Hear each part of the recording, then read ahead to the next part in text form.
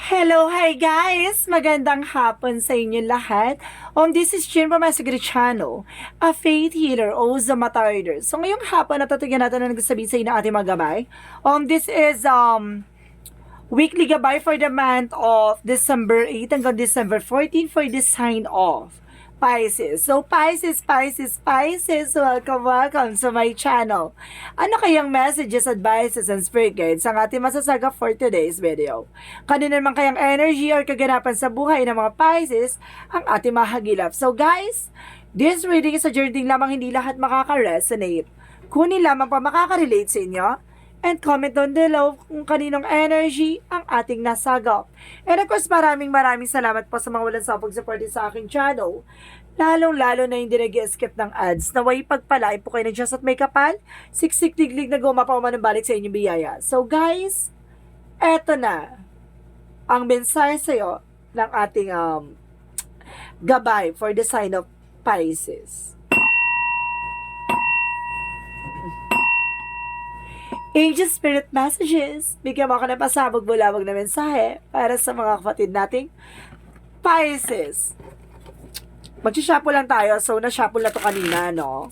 Shuffle lang natin ng very light.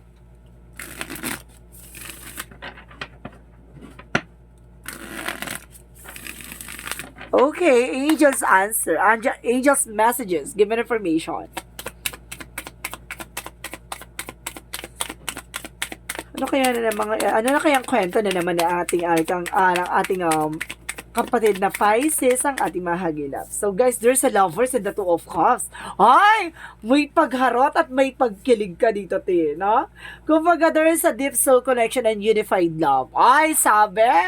And of course, there is an Empress card. Ay, gandang-ganda ka dito. Gwapong-gwapo ka dito. There is a revert.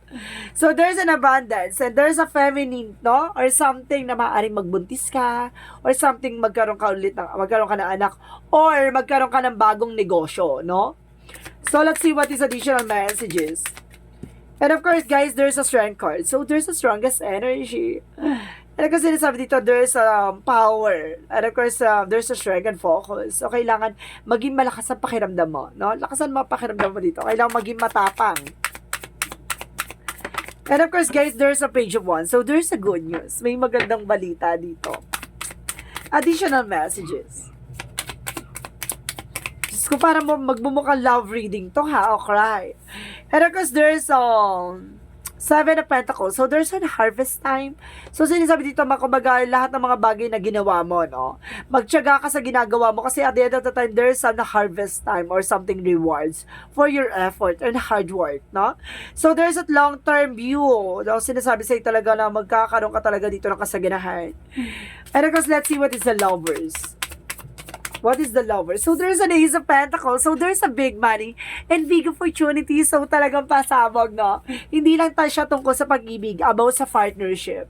So, talagang magkakaroon talaga kayo dito ng kaugnayan ng iyong person na mukhang yayabong at lalaki ang iyong finances at growth, no? And new career or financial opportunities. So, let's see what is the Two of Cups. And there's a Seven of Swords. So, mag-ingat pagdating dyan sa partnership na yan, there's a sneakiness or there's a cheating, lying, no? There's a betrayal. Kumbaga, sinasabi sa dito sa isang connection nyo, kumbaga, meron ditong there's a trap or something, kumbaga, manluloko, no? Kaya mag-ingat ka. Or mag-ingat kayo. So, let's see what is the marriage. What is the Empress? Sorry. There's a Queen of Swords. So, there's a, success driven or something successful. And of course, kumbaga magsasuccess ka dito sa bagong negosyo mo. So, let's see what is the strength card. And of course, there's a page of wands. So, there's a good news. May magandang balita, no? And of course, sinasabi sa'yo dito na kumbaga magdadala sa inyo ng new ideas and new plans and manifestations, no? And of course, there's a lot of opportunities din, no? Financial opportunities to. And of course, there's a page of wands for us, Ace of Swords. So, there's a breakthrough. Magkakaroon ka ng mental clarity. No? Magkakaroon ka ng kaliwanagan pagdating sa kaisipan. No? Magkakaroon ka ng kalayaan. No? Parang mawala yung stress mo dahil sa balita na to. Kumbaga, itong mababalita sa'yo, kumbaga, parang ma-relief lahat ng, kumbaga, anxieties or some stress mo. So, let's see what is the Seven of Pentacles. And of course, guys, there's Okay, the Hermit card. So, there is a soul searching or soul enlightenment. So, ibig sabihin dito, magkakaroon ka ng kaliwanag about sa spiritual mo na, kumbaga, lahat ng mga bagay-bagay na nangyayari sa mo, may kaugnay ang ating Panginoon, no? Kumbaga, sinasabi sa'yo dito na parang unti-unti mo na natutuklasan lahat ng nangyayari. Kumbaga, parang kailangan mo ng, kumbaga, sinasabi dito na maging sentro mo si God sa lahat ng eksena. Kumbaga, at the end of the time, magtatagumpay ka. Gamitan mo ng charm and protections. Nang sa ganun ay mag-success ka sa kung anumang ginagawa mo. What? There's a devil energy. So, ibig sabihin dito, kumbaga, merong umaharang ang iyong, umaharang pagdating sa love life and career mo. Ibig sabihin, there's a shadow self or something addiction or temptation or toxicities or black magic involved. Oh my God. So, ibig sabihin dito, there's a negative energy na kumbaga kumokontra pagdating sa love life and finances mo. Or either, may gumagawa talaga ng negativity sa'yo. Nasa ganon, pagdating sa love life, mag-away kayo or magkaroon kayo ng separations at magkaroon ng cheating.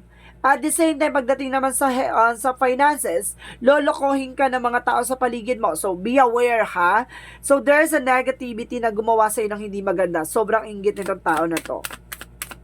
So, let's see what is the Two of Cups and the Seven of Swords. So, there is a Five of Pentacles. So, suddenly, itong kumbaga, eksena na to, na gusto niyang maubos, no? Kumbaga, magkaroon ng financial loss kumbaga, worry or defeat ka dito pagdating sa finances. So, ang ganda ng pasok sa'yo dito, pero ang tendency, there is a person na gumagawa sa'yo ng black magic. Sige nga, i-clarify natin kung sino itong person na to. Bago tayo mag-proceed. So, oh my God, katrabaho mo. So, there's an Eight of Pentacles. So, there's an katrabaho mo, no? Or there's a cycle of, okay. It's either department mo, no? Nasa isang department ka or something, nasa isang location ka or trabaho or negosyo ka, no? Kumbaga, nandiyan sila sa paligid mo ang traidor. Okay. There is an information by Empress card. And this, Knight of Swords. And of course, there is a Four of Cups. Reevaluate or analyze. So, kailangan pag-iisipan mo muna bago ka mag-take ng action, ha? So, let's see what is Strength card in the Page of Wands. Ay, Page of Pentacles. So, there's a Two of Cups. Ito, of Pentacles. So, there's a balance. Kailangan mo maging balance dito. Even your emotions, no? So, let's see what is the Page of Wands and the Ace of Swords. So, there's, the Knight of Wands. So, there is a final push, no? And for, parang resilience, no? Kailangan mo maging tahimik lang kasi, oh my God! So, kailangan mo talaga maging tahimik lang kasi napapalibutan ka ng mga inggitera. So, ibig sabihin kahit yung mga plano mo, no? Kailangan mo maging tahimik kasi itong babae siya. Babae, guys. Babae. Okay, babae itong inggitera na to. It's a mother figure. Okay. Let's see what is the outcome.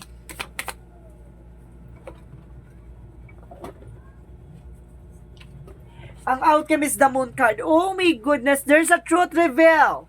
Or there's a mystery. Okay, there's some premonition. So, may mga pangitain sa'yo, no? Kung baka nakakaramdam ka na, ay nakakapanaginip ka ng ahas or something ganon. Or traidor. Oh my God. And of course, there's, oh my God, Five of Swords. So, self-defeat or something. Kumbaga, nagkakaroon ng sabotage dito. And of course, there's conflict, no? And there's a sneakiness talaga, no? There's an abuse pagdating sa relationship din. Kumbaga, meron dito na ingit din sa relasyon nyo, no? Oh my goodness. Additional messages. And the Knight of Wands, no? There's a passion and of course, kumbaga, okay. So, alisin mo daw yung takot at pangamba mo at kailangan maging mahinahon ka kasi there's a long-term success and long-term investment. No, there's a financial security. Kailangan mo lang maging aware sa mga pinagkakatiwalaan mo kasi there is a self-sabotage na yung mga binibigay mong informasyon, kumbaga, kumbaga sinasabotahin nila, no? Kumbaga, kailangan maging aware ko to talaga, no? Itong tao na to, kumbaga, nasa paligid mo lang. Oh my God. So, let's see what is the magical fairy messages.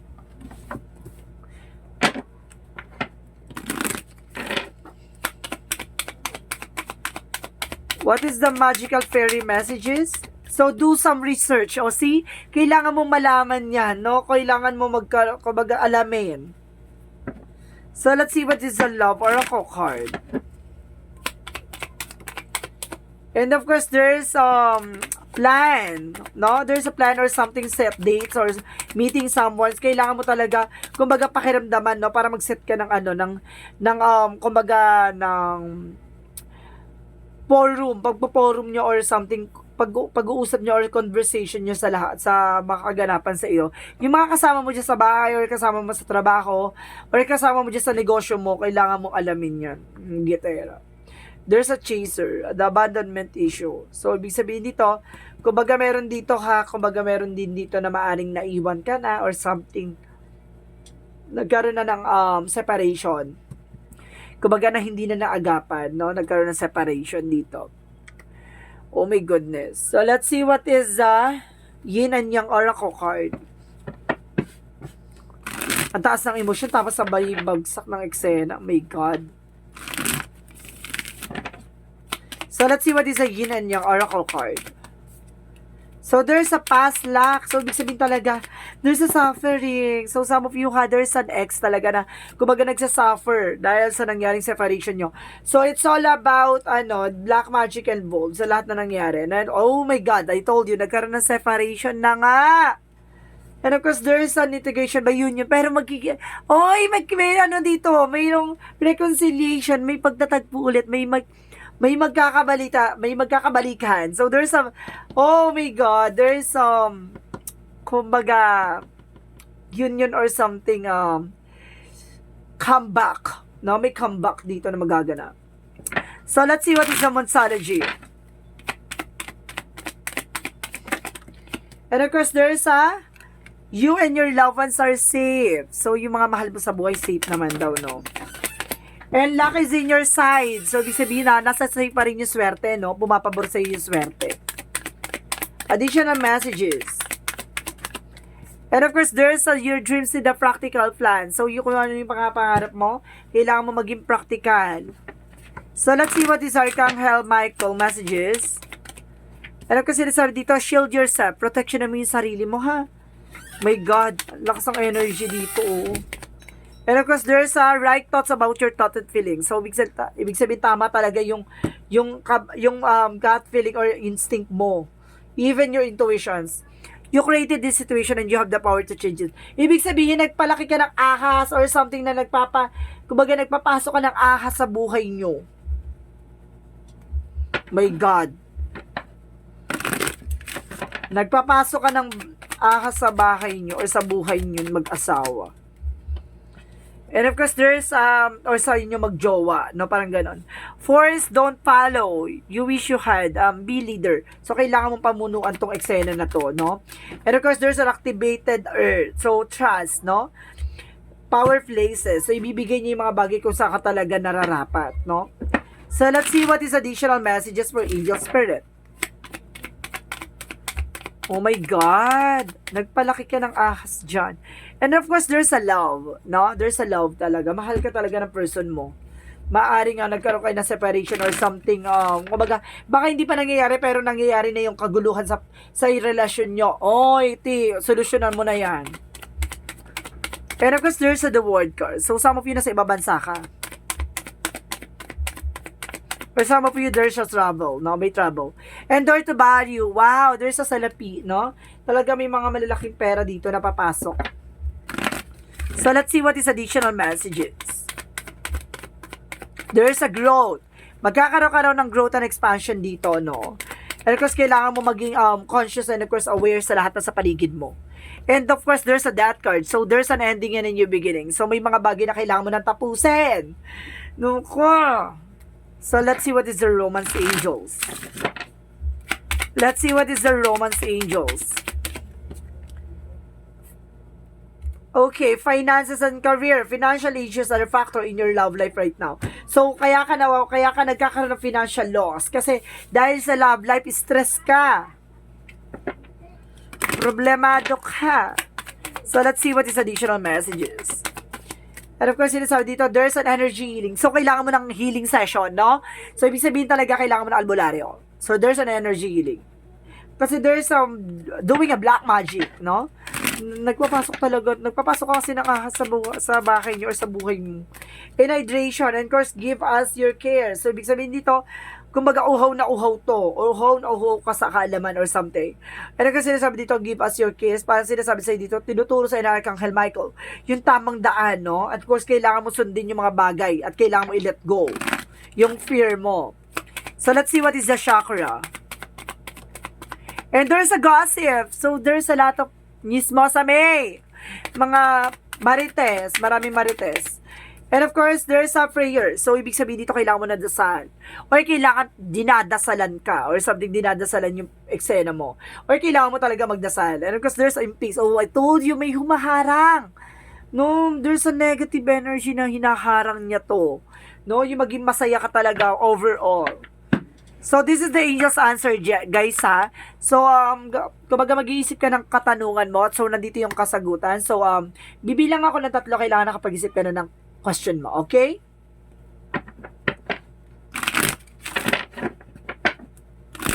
One.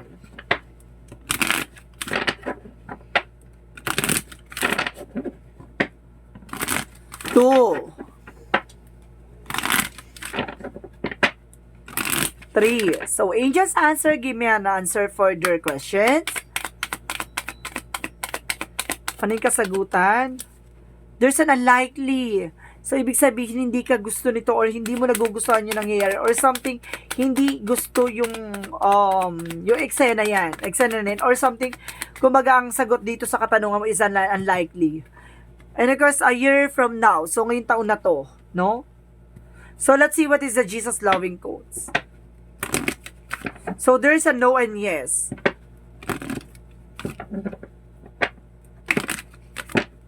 What is the Jesus loving quote said? You Heavenly Father know that you have need all of this. So, alam ni God daw na lahat ng mga bagay na yan na hinihingi mo at lahat ng mga bagay na nangyayari sa iyo, kailangan mo, no? So, ibig sabihin dito, kailangan mo magpasalamat at kailangan mo i-surrender kay God lahat na nangyayari sa iyo, no? At kailangan mong humingi ng gabay at pagpatawad sa anumang uri ng kasalanan. So, there's an angel's number. So, let's see what is the angel's number for you. Angel's number, give me an information.